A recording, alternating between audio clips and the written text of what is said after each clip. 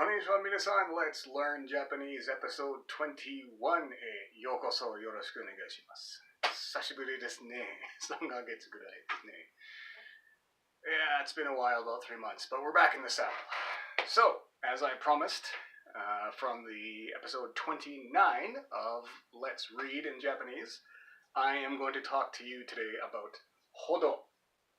This is a handy little grammar bit, JLPT N3 level, apparently, that you can stick on the end of nouns, adjectives, and verbs. And it kind of has two main uses or functions. One is to say the more X something is, the more Y it becomes, or the extent to which I did something resulted in something else happening. Those are kind of the two ways that you can use hodo, so they're very similar. Basically, think of hodo as meaning extent, or the level to which something is done. And so I've got a couple of examples here that I'll go through with you. So the first one is when you use hodo with a verb. And the way you use it is you put just the jisho form, so present tense, casual form of the verb, and then you don't do anything to it, just regular casual form of the verb, and then put hodo after it. So super easy to make. So here's one example of the use of the more X something becomes, the more Y something else becomes. There we go. So, 念を取るほど、念を取るほど体が弱くなる。念を取る means so literally to take years, means to get older. 念を取るほど, so there's where we use how we conjugate it, just verb ほど, really easy. 体が弱くなる, so the body becomes weak. So the older you get, the weaker you get. It's a terrible, depressing sentence, but at least you see how to use hodo in that way. So the older, the more X I get, the more Y something becomes. Right? So, 念を取るほど体が弱くなる. So, the older I get, the weaker I become. It's terrible. But we can only get stronger as we get older, right? If we just keep exercising and eating healthy and all that other good stuff. The other way that you can use hodo, I wrote this one down after, that's why it's kind of sloppy, but 飽きるほど食べた。飽きるほど食べた. So 飽きる, this verb here, 飽きる means to get tired of, to get sick of, to not want something anymore because you had it so much, right? And so usually it regards food, so in this case, 食べた. So literally you're saying 飽きるほど, to the extent of getting tired of it, I ate. So basically, I ate so much that I didn't want to eat it anymore. So like, I don't know, maybe you got 10 pizzas and you ate them all at once, and you ate so much pizza that you didn't want any more pizza, at least for a little while. So you could say, 飽きるほど食べた. 飽きるほどピザを食べた. I ate so much pizza that I got tired of it, which I don't believe that's possible, but hey, if it ever does happen, now you know how to say it. So when you did something so much that something happened, or the more one thing happens, the more something else happens as well as a result. That's how you use it with verbs. And then with nouns. So this is very useful when you're doing comparison type sentences.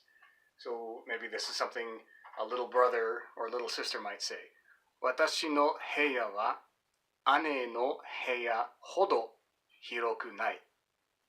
私の部屋は姉の部屋ほど広くない. So 私の部屋は my room は so that's the first thing you're comparing. 姉の部屋 let's have to move it there. 姉の部屋ほど. So ほど as much as or to the extent of my older sister's room, 広くない, not spacious. So my room is not as big as my older sister's, basically. And yes, so you can imagine a younger sibling making this complaint. My room is smaller than my big sister. It's not fair. That kind of thing. 私の部屋は, so noun or thing number one, は, and then 姉の部屋ほど, thing number two, ほど, and then what is the thing that you're comparing? So in this case, it's spaciousness. So thing number one, は, thing number two, ほど, and then thing that you're comparing in this case, which is the spaciousness. So that's how to use it with nouns. And then last one, using it with adjectives. So when you're putting ほど next to an adjective. So this one, right. So 今朝は寒くて. Right? 今朝は, or sorry. I didn't write the full sentence. That's why that looks weird. Okay, I'm going to bring it up on the website that I stole it from. Okay, 1 second. There we go. Yeah, 今朝は寒くて池に氷が張るほどだった。今朝は寒くて池に氷が張るほど。So I just forgot to write the 寒くて。今朝は寒くて。池 is lake, 氷 is ice, 氷が張る. So to freeze over, the lakes freeze over. 張るほどだった. So in this case, you see that it's still going after the verb. But the adjective, which is not present here, my mistake, which goes right here after the 今朝は. 今朝は寒くて. So this morning it was so cold that 池に氷が張るほど. It was so cold to the extent that the lakes froze over. Right, and then last one here. So this one I actually did write the full thing. 駅に近いほど。駅に近いほど。家賃が高い. So 駅が近いほど. As the station becomes close, 家賃 rent が高い. The rent is high. So the rent gets higher the closer you get to the station, basically. So so with adjectives you can kind of use ほど in two places, either after the verb or right after the adjective. In the case of using it after the verb, it's kind of saying like, you say the first thing, 今朝は寒くて. So this morning was cold. So then you say 池に氷が張るほど. So the lakes froze over. だった. So it was so cold this morning that the lakes froze over. And then finally, so 駅に近いほど. So in this case, you're using it as the extent meaning. So it was so cold that it was cold to the extent that the lakes froze over. In this case, it's the more X, the more Y. The closer you get to the station, 駅が近いほど. 家賃が高い, the higher the rent gets. Now you notice that,